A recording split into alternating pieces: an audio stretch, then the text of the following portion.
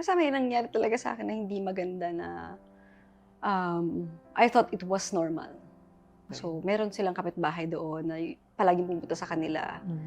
And then, when one of these days, pumunta ako doon, nandun siya. And biglang lang ako lantok.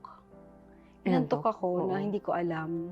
Ganun yung feeling ko. So, siguro ngayon, kung iisipin ko, may nainom ba ako?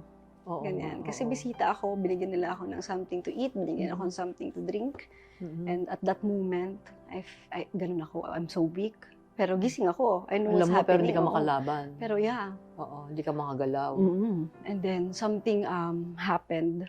Okay. And yun yung nangyari sa akin.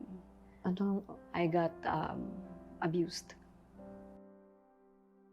Hello everyone! Ako po pala si Lian Paz. Dati po ako member ng EB Babes. And sana po pala abangan niyo po ang episode ko dito po sa Finding Hope with Amy. Abangan niyo po kung paano po binago ng Panginoong Diyos ang aking buhay. So, this Saturday na yan. See you!